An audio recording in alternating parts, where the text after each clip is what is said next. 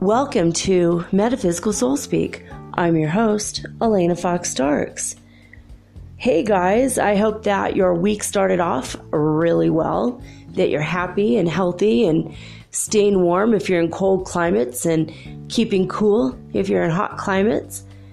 I wanted to talk about something that I noticed, a weird little discrepancy in my episode yesterday. During my first half, I said that my Mother's Day cake was really huge, and then a few minutes later I said it was really small. I wanted to kind of explain that a little bit because I didn't totally explain the whole thing. When my son first came home with the cake, the box for the cake was 10 inches by 10 inches and 7 inches tall. It was an enormous box. So when he pulled it out and put it on the table and I was looking at the cake, it still looked really big because of all the frosting was so high, and the baker had tried to plump it up. But once we cut into it, we realized the cake itself was about 1.5 inches tall. And it was only maybe about 8 inches across. So it was actually a very small cake, but it was bright red. So it was like the effect of the frosting and the redness. It looked huge. And also compared to the cookie or the donut I thought he was going to bring me, it was huge compared to that. Anyway, I was listening to it. I'm like, God, I sounded like a liar because I didn't explain what was happening with the stupid cake. Anyway, I hope you guys weren't like, what? She just said it was huge and then she said it was small. Anyway, the cake box was huge, and then the cake itself looked huge, but the actual cake itself was really small. I don't know if that explains it or not, but there you have it. I try to live from a genuine integrity every day, and then sometimes I catch myself I'll say something that sounds weird, or I don't complete a thought, and then when I listen to it at a different moment, I realize, wow, that maybe sounded like maybe something I didn't mean to say, or it's not how my heart wasn't where the words were. I don't know if that makes sense, but sometimes my words will, I don't know, I have aphasia, and I don't know, ever since I got struck by lightning, sometimes I lose words, or I'll use the wrong words, or I'll sometimes just lose my train of thought, and that's adult onset ADHD as well. Maybe it's just as a result of having so much. I have post-traumatic stress disorder, and so much has happened that it's like my mind is racing a mile a minute pretty often, and more often than not. And then all that, plus, we're all light workers. We're all pulling the energy onto the planet, and that right there will make you lose your mind. Anyway, I hope you guys forgive me for the weird confusion of that. But I just wanted to clear that up first before we get to any other thing, okay? So this next thing is a little strange because I've already mourned her loss. This is the third time. Okay, and I loved her very much. God bless Doris Day. May she rest in peace. She died at 1:00 in the morning, peacefully in her sleep after a bout with bronchitis in which she needed to be hospitalized. Just a few months ago, in April, she celebrated her 97th birthday. For those of you who are not recognizing the name Doris Day, she was America's sweetheart in the 1960s. She was literally the #1 box office seller of all actors in Hollywood. Her movies pulled in more money than anybody else during the 60s. And when her career was winding down towards the end of the 60s, literally the year I was born, 1968, she ended up having to do the Doris Day show because her husband signed a contract behind her back. She had no idea that this had happened. He struck a deal so that they would get money, and I think he might have made some initial money, but don't quote me, I'm not sure. Anyway, he signed a contract in her name without he signed it, like signed her to a 5-year contract to do the Doris Day show.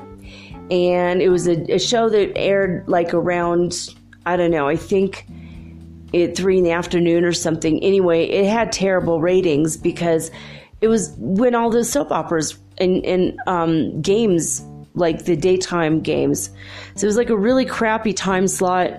I think it was with CBS, and she just didn't do very well, and it just made her disgusted. And after that, she pretty much gave up all of her acting and anything to do with Hollywood, and she set her sights on the Doris Day Pet Foundation.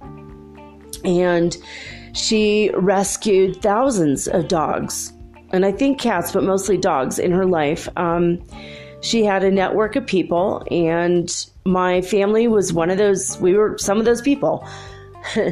And what would happen is we would get stray dogs. The person would say, hey, we can take 1 dog or 2 dogs or 10 dogs, whatever kind of space you've got. Well, we accepted 4 dogs at a time. Oh my God, it was so crazy having 4 dogs in the house all the frickin' time. And then what we would do is house them, love them, pet them, pay attention to them, take care of them in every possible way you could take care of an animal. And then we would also put ads out in the paper, and we would find homes. We'd have the people come in, and we'd have to interview them and see how they interact with the dog, and then follow up with them for a couple of weeks to make sure it's a good fit. Otherwise, we would take the dog back. And we did that for, I don't know, a couple of years before we moved to Minnesota. But it was a California-based organization, and Doris Day had integrity, and she wanted to make sure that all the people she worked with did also, that we were who we say we were. So she came to our house one day, and she was with her brand new husband, and this was probably around 1979, maybe between 77 and 78. She had finished her show like years before, and she was fully embraced with the idea of the dogs. And she herself had 100 dogs. She had a huge ranch. And it might have only been 25 dogs, but her husband told us that she had 100 dogs.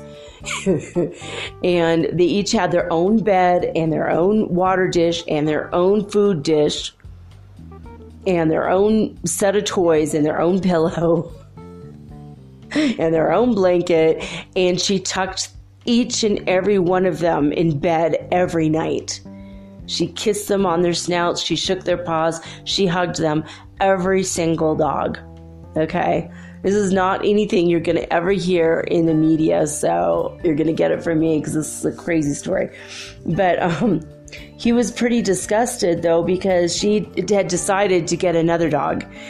There was a rescue dog that was a Doberman Pinscher, and in fact 2 of them. And she wasn't sure that people would want a Doberman Pinscher. They were getting bad press. Like, Doberman Pinschers of yesteryear are like the pit bulls of today.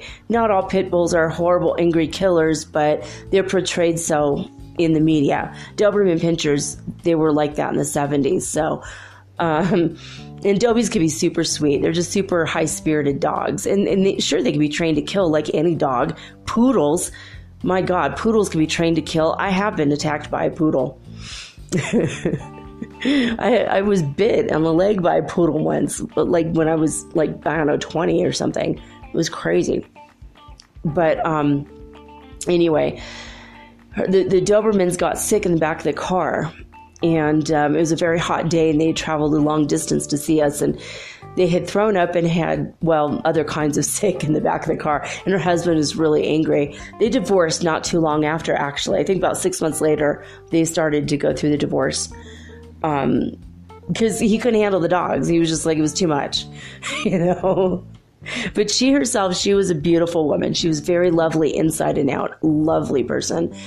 And I just remember thinking how much I loved her and how much I wish I could have actually been her daughter. You know what I mean? Like, as much as I love my adopted mom, my stepmama and I did not get along. And I was living with my stepmom at that time, and she was the one who decided to start the Pet Foundation thing. to be a part of Doris Day's network. So we did that, but she hugged me, and she hugged me so sweetly, and she was such a genuine woman. I think I was like 11 years old or something when I met her, maybe 10 or 11, but she was such a beautiful person, and the world is worse off that she's gone. But I'm going to tell you guys something that's very weird in connection with this. Okay, so I have mourned her loss 3 times. This is the 3rd time. But I was on other timelines when she died before. She passed away when she was like in her 70s, I think around 78, 79 years old. And then she passed away again in her 80s, like 10 years ago, when I was starting to go through my divorce and all that, actually about in the middle of my divorce, she died. And I heard the news she died and mourned the loss for her then and cried and cried and cried. I mean, it was just like too much for me to take, But I had remembered then that she had died before, and I'm like, what the hell? So now that I have a higher perspective, and I've prayed about this and meditated today about it, because I'm like, this is weird, right? It's like the Mandela effect. The same thing with Mandela. I remember when he died, it was such a big freaking deal, and Winnie Mandela went on to win the race on his behalf, and then she became a heroine, and then she misappropriated funds. That's what I remember. But a lot of people on this current timeline remember that Nelson Mandela died really recently, not like 20 years ago. So with Doris Day, it's the same thing for me. This is the 3rd time that I've really been genuinely and heartfelt, like sad, deep sadness that she's died. Because on 2 other timelines she had that I was on. I was on those timelines with her. And then I hopped a timeline, and then there she is again alive. I'm like, well, I thought she died. Like, I remember that Carly Simon was very, very sick, and they didn't expect her to pull through. They gave her like 4 months left to live back on several timelines ago. But on this timeline I'm on, she's happy and living with her wife on the East Coast, and they have an antique store. And I don't know if she's making music anymore, but, I think locally she is or was, but it's like crazy. I mean, why? I don't know. The whole Mandela effect thing freaks me out, but this is like my little Mandela effect moment for the day. Here Doris Day died again, 97 years old. And it made me think, I wonder if sometimes when we meet and touch people in our lives, or they touch us in deep, profound, spiritual and emotional ways like that, if they die and then they decide to come back, and because you could die, okay, look, when you die, you could come back and hop timelines. So the timeline which you died on, you remain dead, but you hop to the next timeline in which maybe it was a close call, or right before you died, something happened and you were rescued at the last moment. And then you could continue on as if nothing happened. And I wonder if she didn't do that twice. And I wonder if all the people that loved her profoundly hopped the timeline with her. But then how would I remember she died? So I don't know. I mean, I all these crazy thoughts go through my mind when I go through this kind of a thing. Like, I know for a fact she died twice before on the other timelines. And obviously I can't prove it because there are other timelines. I don't know if any of you guys remember that she had died and it was announced. It was like super, super sad. I mean, I loved her. She worked with Cary Grant and a lot of other amazing actors of the day. And she was brilliant with Rock Hudson. I mean, she and Rock Hudson had such chemistry, and they played off each other in such a way that nobody ever suspected he was gay. When it came out that he was gay later, people were like, oh my God, I never knew. He was an incredible actor, but they had a great rapport, and it was just lovely to see them work together. Anyway, I know this because, I mean, even though I was born in 1968, I have always been in love with old movies, even though now when I look at them, I realize, oh my God, they're sexist and somewhat misogynistic sometimes, and and et cetera, et cetera.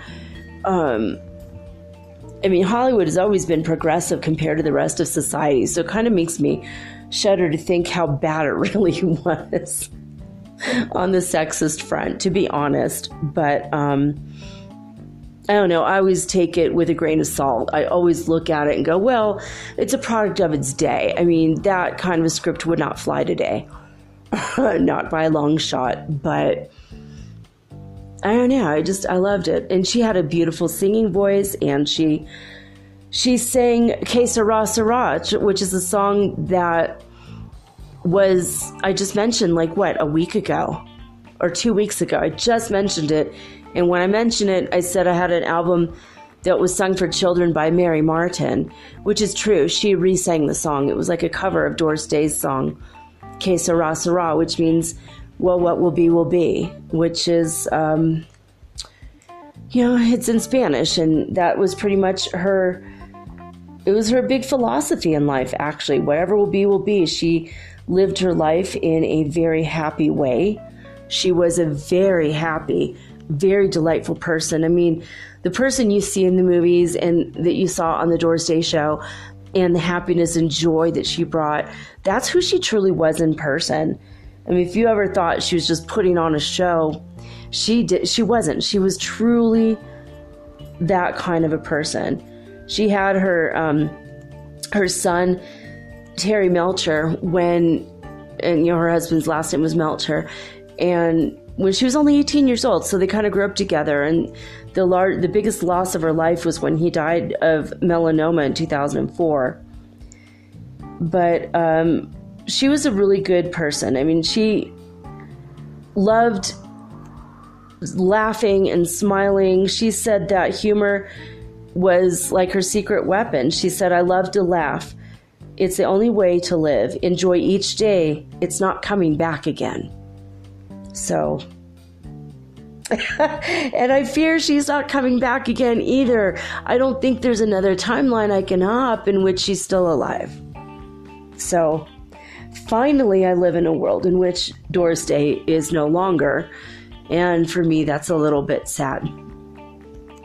I know I'll see her again. The more I raise my vibration, I could see anybody who died. And the same goes for you too. The harder we work at this and the higher we fly vibration-wise, the easier it's going to be to hop over into heaven, go see the people who went before us, okay? All right, so I'm going to tell you guys some news today. The Schumann resonance today. Well, we have some surprises. 14:30 UTC time, they said, today's activity has not been prolonged, but shows many quite powerful peaks. The first, fairly rapid and of short duration, reached 74 Hz at 4:30 UTC time. It was followed by other peaks at 5:30 a.m. to 43 Hz, at 7:30 a.m. and 10:30 a.m. at 40 Hz. After these powerful movements, the amplitude returned to normal levels. And then in the evening, it says calm. So 74 Hertz, that's pretty cool. We're still trying to figure out exactly what the Schumann resonance is or where it comes from or why it is the way it is. But it's pretty incredible, to be honest. So anyway, our symptoms, our Ascension symptoms scale today is down back to 93. So thank God, we've gotten a little bit more of a break. Schumann resonance was way up there, and I did feel some energy, and my tinnitus came back again. And I've been kind of tired, but I still had energy. It was weird. I was like really tired, but also really full of energy. So it was one of those days. It wasn't a hot, cold day like it's been for 3-4 days for me, where I'm putting on my sweater, taking the sweater off, putting on the sweater, taking the sweater off. I'm pretty good today, temperature wise. So I feel like the symptoms are a little bit less. So, all right, guys, I'm going to take a quick break for about a minute. When I come back, go ahead and let this play out, but you might want to go look for a notebook and a pen to take notes, or you could listen along and then come back to it when you do have a notebook ready. Just listen to it in the archives, because we're going to go over how to contact, interact with, and put together your spiritual team. I realized that yesterday I talked about contacting your spiritual team, and I roughly went over who goes in that team, but I didn't really tell you how to have a spiritual team. I did talk to you about how to have a spiritual medical team, but not a spiritual team. So that's what I'm going to cover when I come back.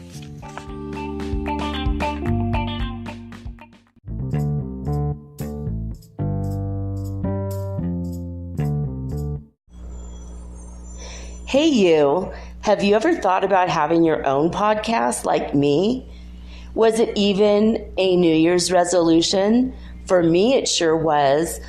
But as I've been looking into this for months, I was daunted. There's so many questions I had. When I was trying to get this off the ground, I was wondering, how do I record the episode? How do I get it across all the platforms? How do I get my podcast on Apple Podcasts when I don't even have an iPhone?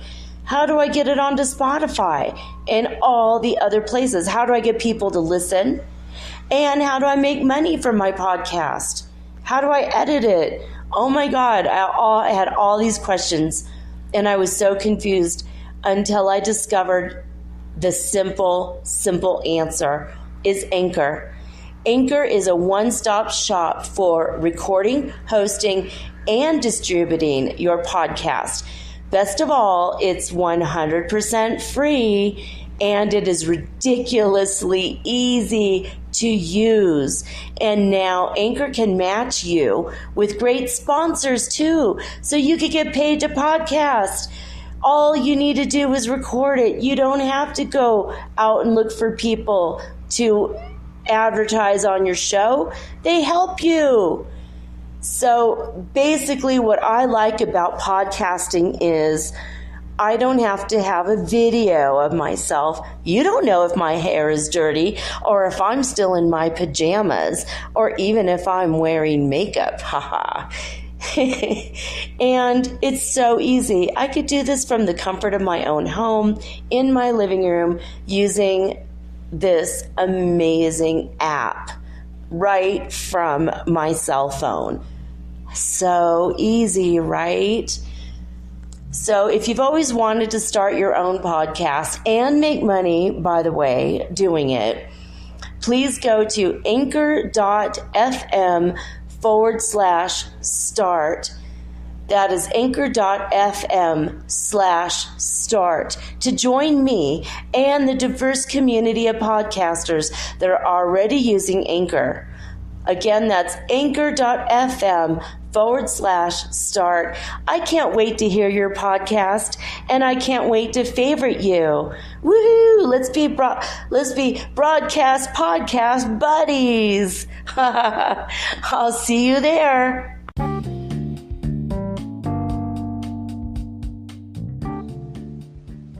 Your spiritual team. Who exactly who is your spiritual team and why do you need one? Well, I'm going to attempt to answer the 5 W's and how about your spiritual team. The first question I'm going to answer is when. When do you need a team, and when do you gather one? Well, first of all, you need one now, and you need one always, and you have had one always, but the way I'm going to tell you how to do it, you're going to kind of combine your spiritual team into one collective unit so that they can synergistically work together. All right. So you need a spiritual team. You need one always. I'm going to tell you why in a moment.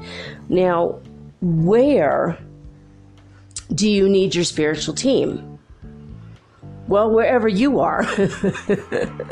Not just when you're in church or when you're in bed or, when you're walking down the street or when you're driving. You need your spiritual team 100% of the time, forever. That's pretty much it. And where are they? Well, they're always with you. They're always there at a moment's notice. A couple of the people in your spiritual team are always with you, no matter what, 100% of the time, except for the times in which maybe you are showering, going to the bathroom, doing super personal stuff. When you're having certain sexual activities going on, that's when they kind of bow out. They kind of let you have your private moments for yourself, by yourself, okay? But barring the deep, personal, private moments, they're always there with you. So we're going to tell you in a moment, who they are. The ones that are constantly with you, except during the personal, private moments. So don't panic. I don't want you to panic over that. Like, oh my God, I have to wear a bathing suit in the shower now. I have to be shorts in the shower, boy. No, you don't. It's okay. Don't worry. They're not going to look at you when you're in the shower. A lot of times they can't really see more than just your soul anyway, but they're not going to look during, if you're having a one-night stand, they're not going to watch. Don't worry. Don't panic. If you're walking around your house naked, they're not looking at your body, okay? Don't panic about that. All right. So those are the whens and the wheres. And when did your spiritual team start being your spiritual team?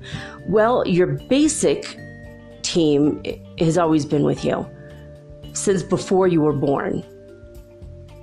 But we're going to add some more people to that team today, hopefully tonight. And when we do that, they're still going to be with you all the time. So what is a spiritual team? What am I talking about? All right. A spiritual team is assembled by you to help you in all things that you need on a spiritual level. But what's a spiritual need? Well, when you're having a spiritual crisis. If you're having that's one example. You're having a spiritual crisis, you're having a dark night of the soul, you really need to know you're loved in that moment and you feel alone. Maybe you are physically alone. That's when you need them. You also need them during every single decision of your life, everything of your life. Not just when you're praying, not just on Sundays, not just on Saturdays or Fridays, whenever, if you're a religious person, you have your religious day of the week, not just on that day. You need them all the time. But if you're not a religious person, that's fine. You still need a spiritual team. They operate outside of all religions, so don't worry about it. I'm not saying that they're amoral, obviously, but they operate outside of the confines and rules and regulations of religion. So if you're an atheist, you still have a spiritual team. Maybe you don't want to believe in guardian angels, that's fine. But maybe you think that there's a best friend for you on the other side or in another dimension helping you, because that's exactly what they are. It's what they do. If you don't believe in this stuff and you're an atheist, that's okay. There's nothing I can do about that. You don't have to believe in it, but I know for me personally, it's a fact, and my team, they've really been there for me. So I want to share it with you, and I want you to feel comfortable in the knowledge that, you got your team, like, do you work in an office, or have you ever worked in an office in which you were told you're part of a team now and we work together as a team and we do this work together, whatever the work is, whether it's in advertising or a lawyer firm or I don't know, whatever it is that you do. I mean, I worked as a merchandiser, and I worked in, I think I had 30 stores, and I was just telling my friend Wayne about this the other day that, I would go into a store and put I don't know if you ever been to a store in like a grocery store or a pharmacy, and there's a sticker that says now 30% off with this coupon, and the coupon's attached to the box. I'm the kind of person that was putting those on the boxes. That was weird. It was fun. It was fun work because I would like go from one store to another store, and I would get paid to drive. So I got paid a whole lot of money to do hardly anything. You know, like I'd go and just pop on 30 labels. It took a few minutes, and then drive an hour to the next store. And it was like, I'm listening. I'm like on the phone talking to my friends. I'm doing work. I'm listening to tapes on new languages. And I was like learning about stuff. I was always taking law of attraction courses and all kinds of fun stuff. I mean, just super spiritual, fun things. But that was my job. My spiritual team, they were with me the whole time. And a lot of times I would just shut off all my music and all of my lessons, and I would just talk to my spiritual team. But when I did that job, we were told, you're a team, you know, and usually I work by myself, but sometimes I would get together and do, at all the Home Depots, back in like the end of October to the beginning of November is when all the Christmas displays go up. And I used to go to different regions and build the displays. That was part of my work. And I would build the displays, and we always had to like build, like I had to come up with a way. I had to find something in the store that would look like snow, and then I would make a snow scene. And then we'd have to build Christmas trees, and the guys would be doing the lights, and then I'd have to build the reindeer, the mechanical reindeer that turn their head. And there's not one display that I ever did in which a reindeer did not have a penis, okay? It was hilarious, and I made it with lights, and I made it super obvious, and they always signed off on it, and they never found out, because after all, no matter what it is that I'm doing with my life, I am a Heyoka shaman, and I have to make people laugh. So I knew that if no one noticed it, no big deal. If anyone noticed it, they're going to laugh so hard because it's so bizarre. It's such a bizarre thing to do. Anyway, probably only the kids noticed it. It's probably a good thing I'm not doing that now. Anyway, but we were always told, you're a team, you're part of a team, you work together, you know, you're like a family.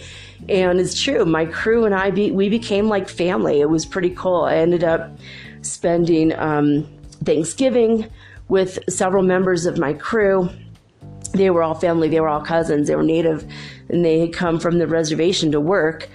And then every now and again, they'd be like, the whole family would just migrate back to the reservation for a few months, like during the summer. And then in the winter, their houses were cold because they didn't have proper heat. And then they moved back into town and work for a while. And then they have their spending money to go back to the res. And so they became my good friends. And it was fun. It was cool. But I loved having a team. They were like my crew. We always rode in the cars together. We laughed, we joked, we smoked pot at the end of jobs together. It was really super fun. And, you know, it's sometimes when you're away from your team, you kind of feel like you're alone. And, you know, after I quit that job, I missed my guys. I missed them. They were so fun. I was the only female on the crew, except for our boss was a female, and then her boss was a female. And so they put me in charge a lot of the guys. And they were like, but we've been here longer than you. I'm like, I don't know. I have a degree in psychology. They think I could somehow corral you guys. It was like insane. But you don't really need a degree in psychology to put together a reindeer, but okay. How does the reindeer feel about that? How does the reindeer's mother feel about that? I mean, it was like ridiculous. But it was a fun job, and I loved being part of a team, and I loved having the team around me. But now that I don't have a job anymore and I've been traveling, a lot of times I have felt lonely. But when I feel lonely, I know to turn to my spiritual team. And that's what I'm going to tell you guys about today, to help you figure this out in a really dynamic way, in a powerful dynamic way that's also super personal to you specifically. Because when you are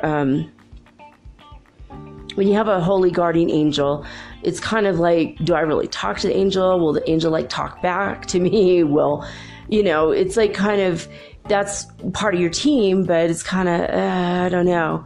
So I'm going to do this in such a way that you're always going to know who to talk to on your team, or do you talk to the whole team?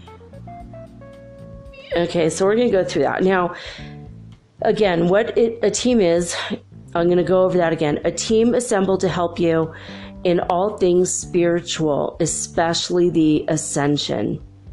That is what a spiritual team is. Your spiritual team is assembled together by you to help you in all things spiritual, especially ascension. So they are going to be here for your day-to-day things. Like, what if you're going to buy an outfit and you have an important interview or an important appearance in public to be made? Like, what if you're going to go public speaking or something? Or, I don't know, just you have a date. Maybe you have a date with somebody. No matter what, you're going to go buy these clothes. Your spiritual team will help you, because you could say to them, do you guys think that this outfit's going to serve me for the purpose I need? And then you do muscle testing or a pendulum. Just bring a little pendulum into the dressing room and ask. And you could ask them in your mind. You don't even have to ask them out loud, but I'm going to go over how in a moment. And they will tell you yes or no. Because sometimes you think, well, this looks pretty good on me and I like the colors and all, but then you're not really sure, So it's better to be sure. And if you have, it's like if you don't have your 10 best friends with you, well, you do now. So you have to ask, is this going to make me, will this outfit make me happy? Is this outfit for my highest spiritual good? Will I get a lot of use out of it? Will this make me profitable in all areas of my life? Will this bring me a feeling or sense of wealth and abundance? So if you're going for an interview, those are really good questions to ask. If you're going for a business meeting, or even if you're going for a date. I can't tell you how many times I've gone out on a date years ago when I was starting to date again. I go out on dates with these guys, and we would end up so excited about each other's business plan that we completely forgot about romance and ended up working together. Several times that happened in the Bay Area. It was like, oh my God, I love what you do. That's like so cool. Can we just like be friends instead and know each other forever, instead of like go on a couple awkward dates and then maybe like never talk again? And that's like kind of how it was. It was very weird. But I always asked, before I went on dates, I'd even ask my spiritual team, okay, should I go out with this person? This is my new set of questions. Should I go out with this person, yes or no? And if the answer is no, then I ask, well, are they a psychopath, a sociopath, or a narcissist? And usually the answer is yes. If they say, no, don't go out with them, that's usually the answer. And there's one guy that I got a no for, and the answer was no, he's not any of those things. I'm like, well, why? And then I literally just meditated and I waited. And literally the only thing that came through was he's a leech. He's a leech. And I already had gone out on a date with him. I forgot to ask first. So he's now in another country and asked if I'd send him $30 for the bus ride to get here. He had all the money except for $30. And I'm like, what? Like, you're going to ask me, like a single widowed mom of kids, like, for money? Like, that's kind of weird, and he's like, yeah, I just need money. And I'm like, I don't know, because he was kind of asking me on our date, even like I had to pay for food. Oh, I don't have any money. Like, what? And then he's like asking where I could, bring him to stay. He didn't have a place to stay. Like, we can't stay with me, because I just felt that weird energy. But later I asked my team, why? Okay, should I send the guy money? I kind of feel bad for him. And they said no. And then I meditated. They said he's a leech.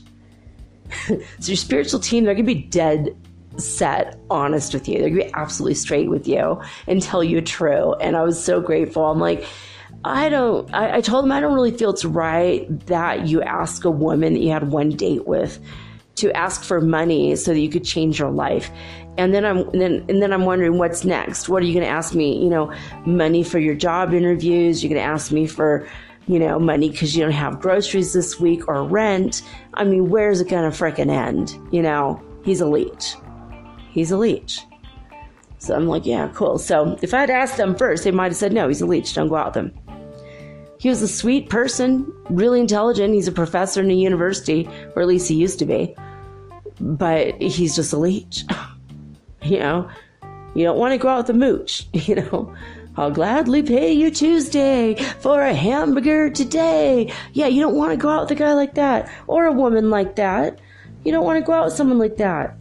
Your spiritual team will help you in decisions of the heart like that. They will help you in decisions of clothing and how you present yourself to the world. They will help you in decisions of cars. When I was looking for a car, I went to an auction. I had 48 hours to look at all the cars in the lot before the auction day came. And you have to fill out a form and give them your driver's license and I think your bank card in case something happens while you're looking at the car. It's ridiculous. What if I accidentally break a windshield while looking at a car? But yeah, it's pretty intense. But I did, and it was police and CIA and different law enforcement agencies in the United States. They gather cars from people when they put them in jail. They steal their car, and especially if it's a drug money car or something. Anyway, and then they auction them off. Or if people don't pay their parking tickets, I guess they steal their car. It's, to me, very unfair. It doesn't seem like a fair thing. But I was poor, and that's what I needed was, a cheap-ass car. And so I was going around, and there's only one car that I fell madly in love with, the whole lot. The rest of the cars were full of dog hair, full of questionable, sticky stuff. You just I don't know what that is. I don't even want to know. Some of the cars looked really nice, but they were going to go for too much, I felt. And it came down to 3 cars. The only one I wanted was the Chrysler Sebring. And I just felt like that was going to be the car. It was a freaking drop top. It was sexy, sleek, and a black car. My friend Wayne actually helped me get the car. And he said, I think it's a good car. It's a great car. And it wouldn't start. And then they had to give it a battery jump. And then it finally started. And it was a lot of miles. I was like, oh my God, it's 170 or 180,000 miles is insane. But my spiritual team said, this is the car for you. And I'm like, well, the outward appearance of it did not look like it would be the car for me because of the high mileage. But okay, it's the car for me. I'm going to trust. So I ended up winning it at auction. A lot of people bid on it and I won $1,600 I paid for this car. And when it was new, it was a $100,000 car. So it had all the bells and whistles. It was a phenomenal car. And she loved to race. And I took her out on the open road in the middle of the desert and just freaking, it was awesome. And I found out that out of all the Chryslers and all the Sebrings, specifically, the year that she was, and I called her Ashera, goddess of the sea. That was her name, was Ashera. And that was the only year that those cars were literally the top of the line of all the Sebrings. They were known to run to 250,000 miles or more, sometimes as high as 300 to 310,000 miles on one motor, on one engine, which was incredible. And at the same time, she was sleek and she was sexy and she looked good. I took her over to Wayne's dad's house, and he said, they only paint cars black when the body and everything looks perfect and they come out perfect. They paint the cars where the bodies aren't 100% perfect, they paint them a different color. And I'm like, no kidding, that's so weird. I didn't know that. But the car was filthy dirty, and at Wayne's house, we washed the whole car, shined her, made her look good, and I was like, oh my God, it was like a thing of beauty. She was a piece of art. I went out and I took pictures of her. She was such a beautiful car. So I was happy with this car from top to bottom, from beginning to end, till the day I sold her for $1,500. I only lost $100, and I sold her with, she had water in the back of the car when I sold her. It was crazy. It was sloshing around. It was in the back seat because it had leaked through the window a little bit. And the guy was so desperate for a car, and he didn't only have $1,500. And he's like, "Oh, I hope you have a Merry Christmas." He's all mad. I'm like, she's such a good car though. And it's just like one windowsill. It was very easy to fix. I just didn't have a shop vac to get the water out first. So it was kind of ridiculous, but she served me well from beginning to end. The whole time I had her, she was just my best friend. She was like such a good car. I mean, she started to stall for a little bit, and I let my friend Jeremy drive her for a year, and it was a 67-cent part. So, I mean, she never cost me a whole lot of money. It was like super awesome. But it was my spiritual team that helped me with that, with that decision. So I started asking my spiritual team about everything. What country should I move to? Is this neighborhood going to be safe for me? Even when we were in an unsafe neighborhood, I knew that house was where I needed to be for a little while. And that's good, because I met a couple of friends there in that house that I'm still friends with. So also, while I was there, there was an abandoned house next door. And if I had not been there, if my spiritual team had said, "Don't go," then I would not have been able to rescue like 10 feral cats that lived in the house next door. I had to live there for a while, and then they started to trust me, and they felt my energy, and one of them came over, and I started petting it, and then this really big badass tomcat came and kind of asked me telepathically if I would help this kitty, because he was used to being alone, and he liked being alone out on the streets, but this cat needed a home. So I found that cat a home, and they came back and rescued all the other cats in that neighborhood. My spiritual team helped me get to that point and helped me through all of it. And I think they helped me build my telepathy with animals, and they helped me to see my purpose there. And I did. It was cool. We lived with people who spoke Spanish, and that was the beginning of my children's Spanish lessons. And then we moved to Guatemala right after, and that kind of paid off. And it was pretty cool. It was a very dangerous situation, very dangerous neighborhood. We were safe. We knew we were going to be safe. And so, I don't know. It's like your spiritual team, that's why you want them. They're going to be there for you for every possible thing. So why do you need your spiritual team? Why would you need them for Ascension, for example? Well, you want to go faster, don't you? You want to raise your vibration higher faster. The faster you go, the easier your life becomes. Why else would you want them? You want them for protection, guidance, for love, to know that you are never alone. You're always loved. You never need to feel lonely when your spiritual team is with you. And also, they're just going to be there to help you with all things spiritual. That's why you want them. It's why you need them. Now, who are your spiritual team? Okay, we're going to break this down really easily. I'm going to tell you who your spiritual team are, or who they are like when you got here, and who else to add to the team to make it more complete. And I can tell you how to do that right after. So you have the first person on your spiritual team is you as your higher self.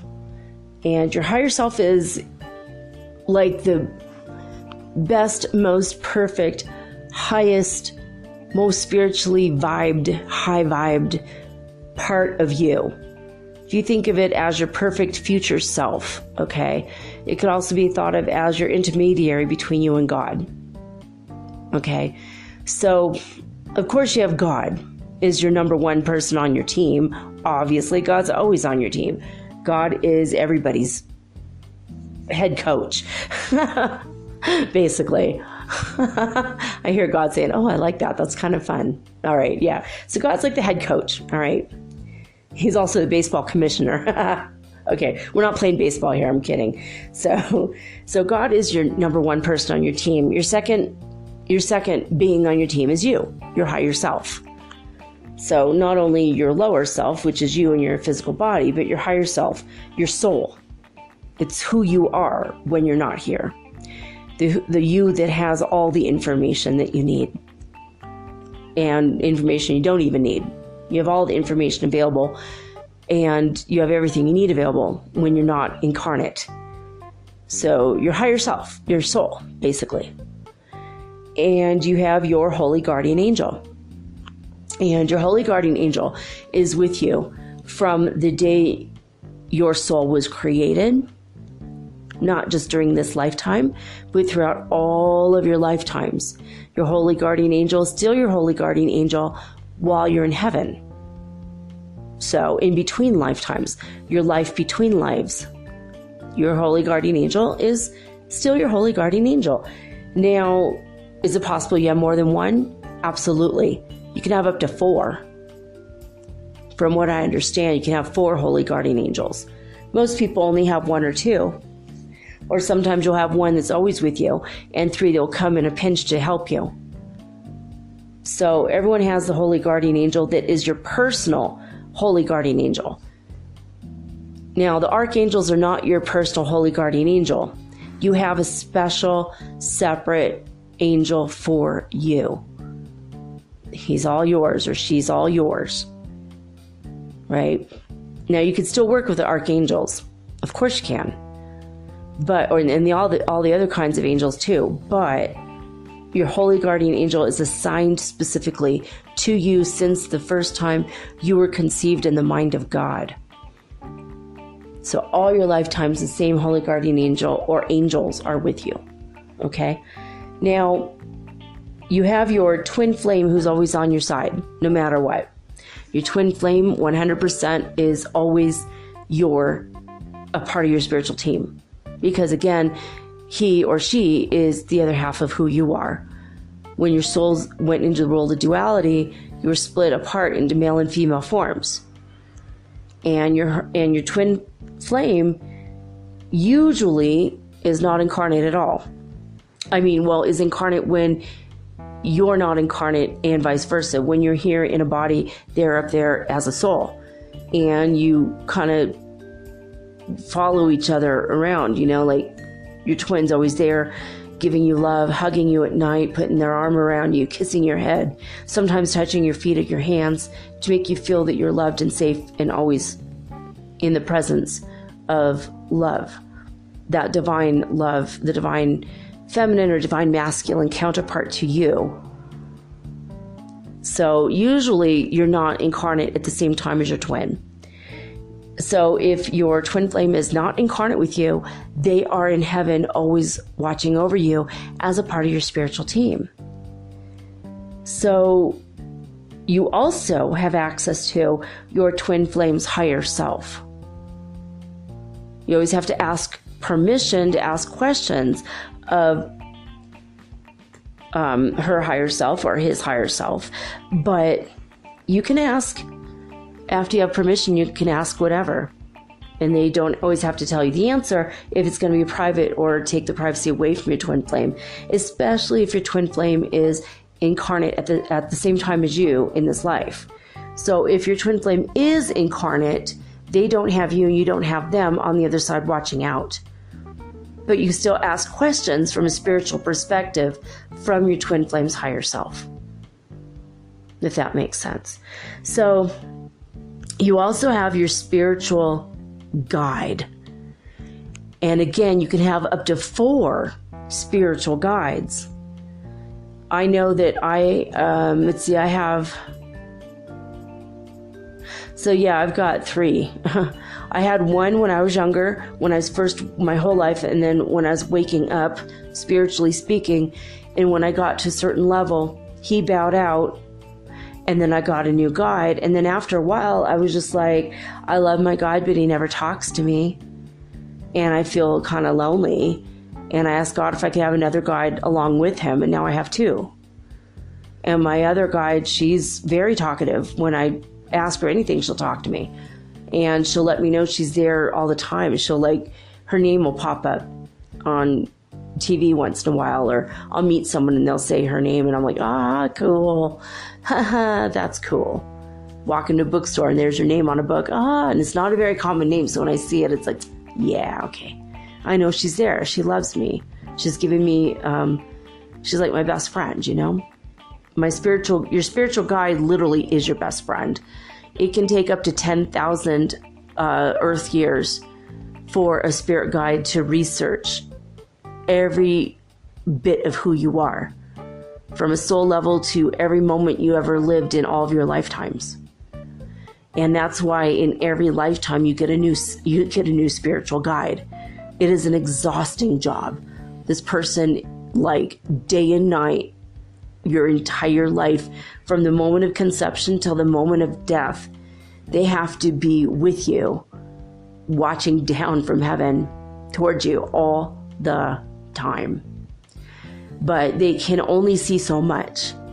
You have to ask for their help, and if you don't, they can't help you. So it's kind of a catch-22. I mean, they're always trying to give you hints and tips and throwing things in your way and making circumstances happen so that you do find your soulmates, so that you do fulfill your dreams. Ooh, I just got a flash of white light above my head when I said that. So you do find your twin flame, and they help you spiritually grow, and they help manage the situations. And if you start to go away from the path that you chose for yourself, your spirit guide's going to be the one to kind of trip you up a little bit. Physically, I had one trip me for a while. My first one, he used to trip me and then laugh. I'd hear him laugh, and I'd look around like someone's laughing behind me, and no one was. Like I couldn't see him, but he was there. So he was like pretty adventurous. So you have up to 4 spiritual guides during your lifetime. You might have 4 all at once, or maybe you just have 1 the whole time and that's it. It depends on what you're doing with your life, where you're going, what's going on. So if you tend to be like an extreme sport enthusiast, probably you have 4 guardian angels and 4 spiritual guides. Or if you're super, super, super powerful as far as like maybe Malcolm X, or you're like somebody like Maya Angelou, who's out in the public eye and speaking truth, speaking in the name of justice. Like maybe Wilma Mankiller, she might have 4. She's in the United States government. So, and she's Cherokee, you know, so woo, part of my tribe. But, you know, so like if you're out there in the public eye and you're not a terribly, Maya Angelou was super popular, but maybe you're not super popular with all people out there, you might need extra guardians. You might need extra guides. If you are trying to be a spiritual leader and you're out front and center all the time, every day, what if you're leading protests? What if you're outspoken and you're like going up against the government, or you're going up against several governments because you don't agree with what they're saying? You probably have 4 spiritual guides and 4 guardian angels.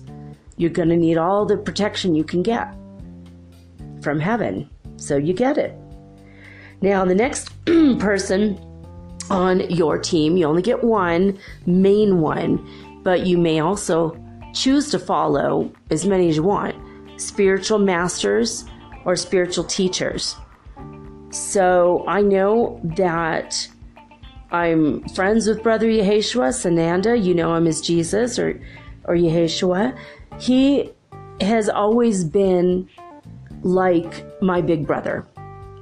He and I have always been close since he lived that life as Jesus, because I knew him then when I was like one of his cousins, literally. And I saw him speak, and I had memories, past life memories of it. And he was a beautiful person. He's a beautiful person. And you would think that that would mean that he's my spiritual teacher or my spiritual master, but actually he's not. He's one of these spiritual masters and teachers that I listen to, I pay attention to, and I follow, but he's not my number one. My number one guru or spiritual teacher, he is from India. And he's been on the planet for like 4,000 or 5,000 years. He was my teacher before that. probably from another planet, probably just from heaven, I don't know. But you always have one master that is your true master guru. But you can follow whoever you want. You can listen to the teachings of whoever you want, but when the student is ready, the master will appear. You will only find out who your spiritual master is when you're ready to know. And you might go through all of your lifetimes and never know, get to heaven, and then he goes, well, so I'm here, finally. Or maybe in your last life, you're going to find out who it is. My ex-husband, when we first got together, he had a little tiny statue that Grandma Marion, who I used to do the Grandma Marion stories for a couple months every Saturday. She was a spiritual saint, and she had given him a little tiny statue of a little Chinese teacher. And she said, this isn't a statue of your guru or your teacher, but he looks a lot like him. And he reminded me of him, so I gave him to you. And my husband at the time, he was like in his 20s. He's like, I don't have a spiritual teacher who's Chinese. And she's like, oh, yeah, you do. He's your master. He's your spiritual guru. And he's been dead for thousands of years. But he's still there guiding you and loving you. I see him clearly. She was very psychic. And he's like, oh. And then after that, he started asking. And then he got his name. And then after a while, that person would come through. Well, one day we were talking. And all of a sudden I said, okay, so your spiritual master's here. He wants to talk to you. And it was the only time in my life I allowed a spiritual master to take over my body. And I channeled for my husband.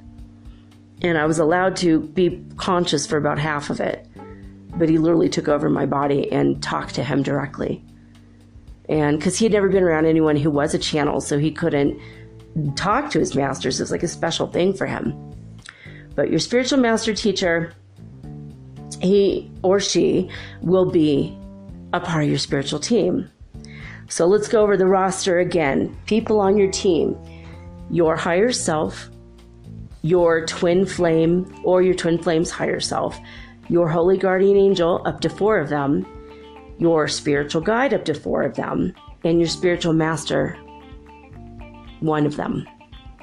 So you can have 1, 2, 3, 4, 5, or 8 or 11 people on your team to begin with. That's your skeleton crew. That is your, most of them are dead, so skeleton crew, get it? I didn't even get that until I said it. Heard it after I said it. So these people are always going to be there for you. And so what if you want to add more people? You can. You got to use discernment. You got to ask your current people if you can add a new person to the lineup, as it were, to the team. You can talk about, let's see, you can, so like say, okay, I know who my guru is, and he's already on my spiritual team, but he worked close with 4 other masters. So I've added those masters to my team.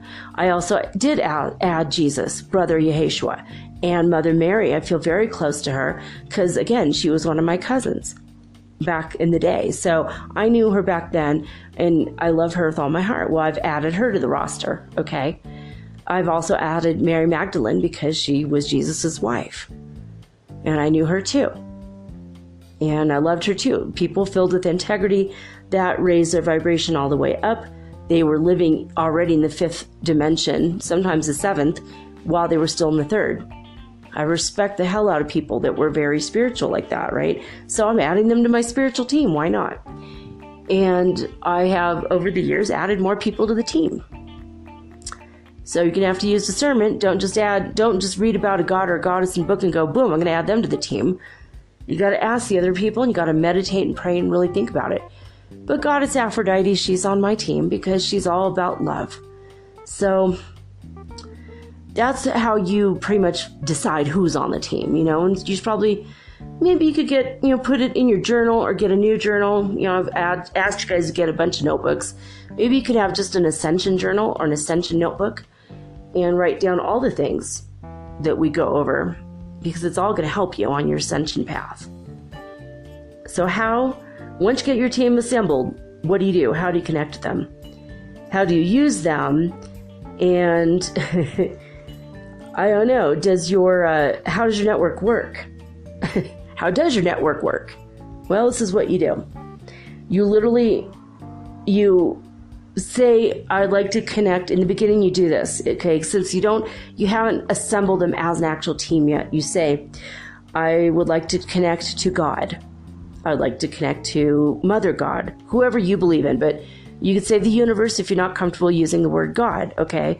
You want to say Allah or Jehovah or Jah or Ra, go ahead. It's your team, all right? These are your people. I'm going to tell you how I do it for my people. So I will say, I would like to connect to God. I'd like to connect to my higher self. I would like to connect to my holy guardian angel. I would like to connect to my twin flame and my twin flame's higher self. So I know my twin flame is incarnate right now with me. He's also in a body. So I'd like to talk to my twin flame's higher self as well. Because I like to get a bunch of perspectives on things, right?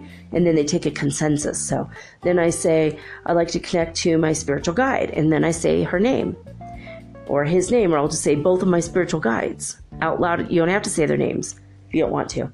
If you don't know them, don't worry about it right now. We'll maybe learn how to find out their names later, okay? Maybe I'll try to do like a meditation on that and we'll figure it out.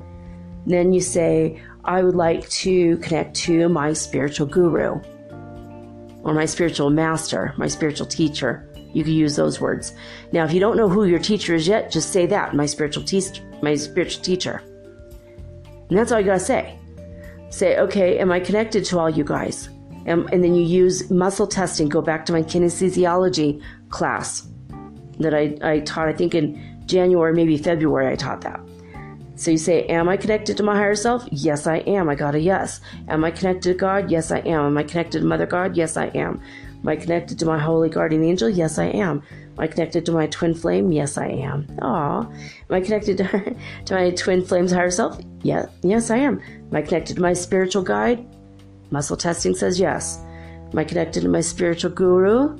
Yes, and I feel him. So then what you do is before you add other people, you say, is it possible we can all formulate one team? So if I say one name that will represent all of you working together for me as a whole spiritual team, can we all agree on one name? Then you do muscle testing. The answer is yes. And then you say whatever the name you want it to be, or you ask them, what is the name? And if you go into meditation, you go into silence for a moment, close your eyes and sit with your spine as straight as possible. If you have a curved spine, it's okay. Don't worry. You'll still get the answer.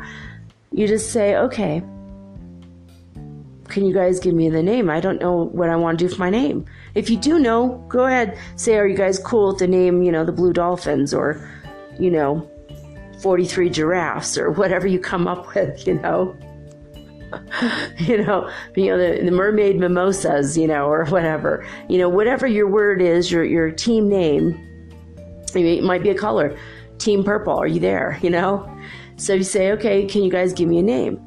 When I did that, my team said, yes, Lily Rose. And then if that doesn't make sense right away, you say, well, why? And then they'll give you an answer. You'll feel the answer inside, and then you'll know.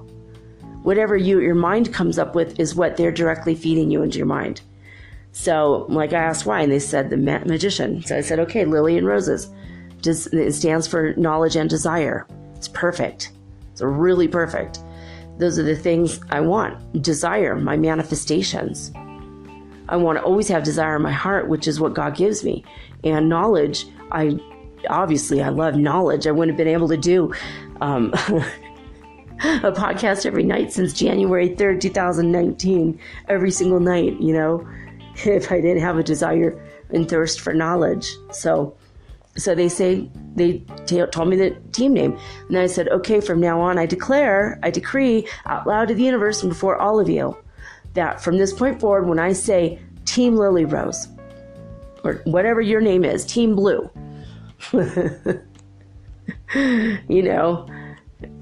Team Pink Dolphin. Anytime I say those words, you guys are going to know that I need you.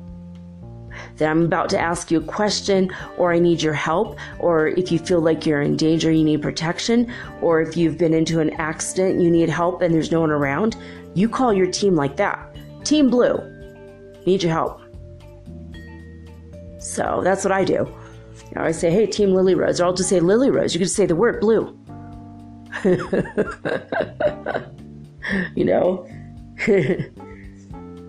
If you need, and it's cool if you're out and about in public and you feel like maybe you are bombarded with negativity, or the people aren't being very friendly, or you feel like things could go sideways real quick.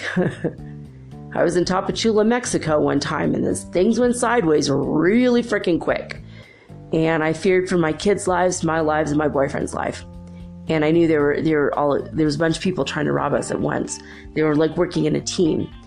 And it's a border town. It's very rough place. And I just felt like, oh God. And you know what? I didn't call them my spiritual team, but you know what? Now that I'm mentioning it, I kind of wish I would have. I wish I would have. I called on Team Machete that day. I pulled out a machete and everyone backed off. Thank God I had a machete. It was only to cut coconuts, honestly. I felt like a freaking pirate that day. I literally had to pull a machete on 5 women. And I started windmilling it. I started spinning around in a circle, screaming, "Don't touch me" in Spanish. Don't touch my kids. Don't touch my boyfriend. I mean, how crazy is that? But I didn't call my spiritual team, and I should have. But there was one thing that I learned, and it was right before that, is I started to be connected all the time to my higher self. I wasn't connected to my team yet. I didn't know back then about it. I didn't have a team yet. So I wish back then I would have that. Because maybe other things would have happened that wouldn't have been so dramatic. It was like insane. I was like I was like panicked and afraid. And the next day I was like, oh my God, that was insane. I've got to write that in a movie sometime because it's kind of hilarious looking back and knowing that no one got hurt at all. Not even the women. No one got hurt. And they also didn't take any of my money, thank God, or my laptop or anything. But those are the kinds of situations in which you would be like, you could have just, shout out, "Dolphin Mimosa!" And you'd sound like an insane person, but you know what you mean, and so does your spiritual team. And that's when they would be there for you in that moment. So if you just was like, if you were just like, "Team Purple," So come up with a name you love. If you decide you don't love it in a week or a month or in 2 years because you've changed as a person and maybe you like a different color or a different animal or you have a different idea for the team name, you can change it. Everything is flexible. So don't worry about that. But that's what I told you is exactly what you need to do. You just say out loud, "I'd like to connect with," and then you name all the people. "Am I connected with you? Okay, can we all form a big alliance or a team in which if I say the word, all of you come?" And then you do kinesiology, muscle testing. The answer is yes for me. Yes, they're always going to be there for me. So I could be out anywhere, in the middle of the desert, in the middle of the church, in the middle of the town square. I could be in a restaurant. I'd be on the street, and if a car hits me, I'll just say Lily Rose. It's the only thing I need to say, and they'll come. They'll send the guardian angels, and they'll send everybody. Now, you could put the archangels in there with your team. They're not going to really come unless you're really needing them, and then they'll be there in 2 seconds. They are supernatural beings. They'll be there in a heartbeat. But on your skeleton crew, your archangels aren't there. I did add Archangel Uriel, Archangel Gabriel, Archangel Raphael, Archangel Michael. I added them all to my team. They're all on my spiritual team.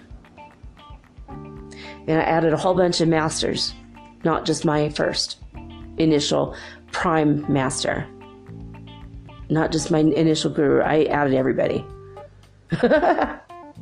I just feel like I need a lot of help, and I'm trying to help a lot of people, and I want to reach as many people on as many levels as possible, so I needed to do that. Now, according to the Ascension Perspective, the book that I did do a show on, a book by Dr. Kelly Bennett and Charlie Romney Brown, M.A., she puts her little degree at the end. They wrote this book, The Ascension Perspective, Rise Above the Chaos of Life.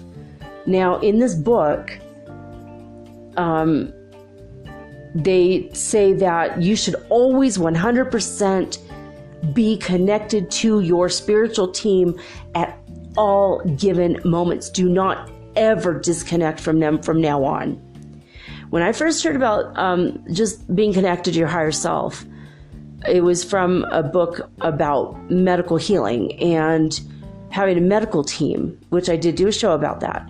Now, she said immediately disconnect, wash your hands, put a cold cloth on your head because the energy might be overwhelming, it might be too much. And then I started just, every day I'd like spend more and more time being connected. And then after a while, I just never disconnected. And I never disconnect now. Once you're connected to your spiritual team, expand yourself to all the possibilities out there. Know that you are a multidimensional being, and you need to accept that about yourself, especially now because we are ascending.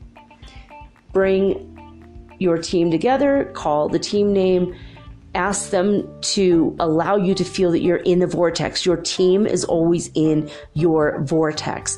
This is how you're going to manifest everything in your life from now on.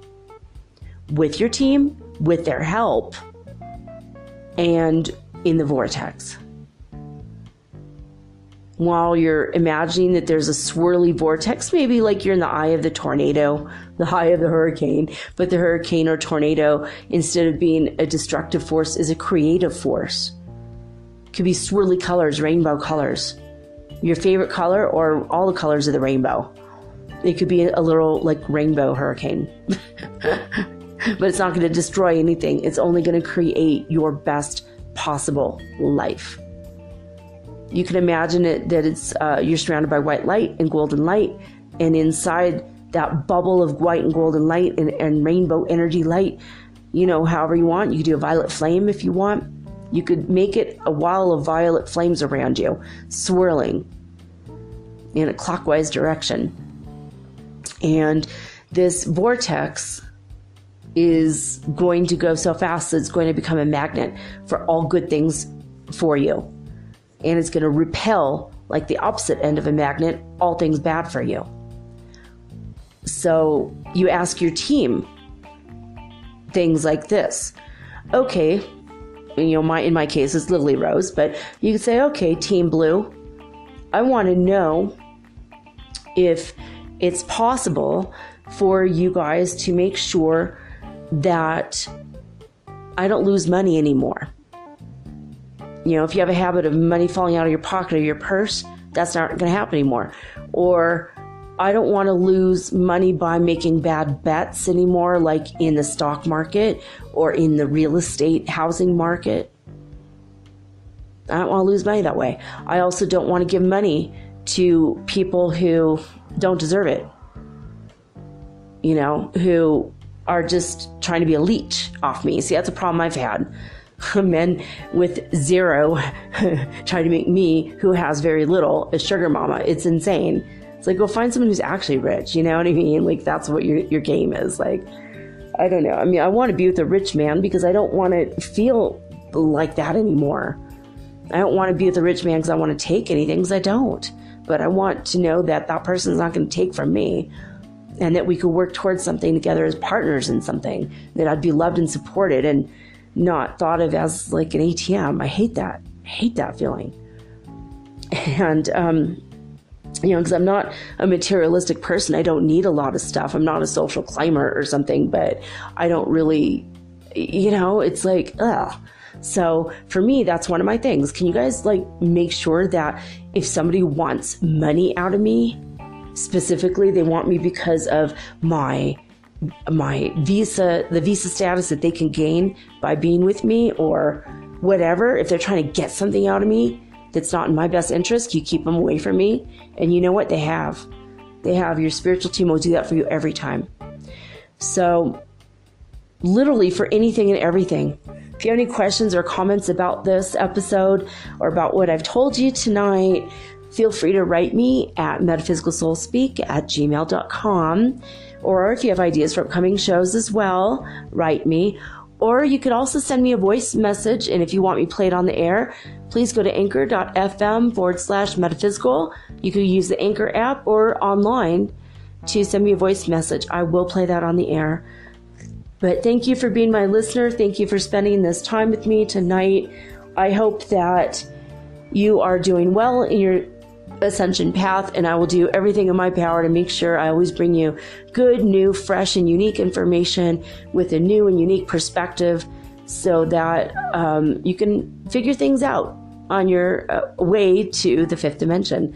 So that's all I got to say tonight about that. I love you guys so much. But now I'm signing off with peace and joy and the high vibes of the holy fifth dimension. Until next time.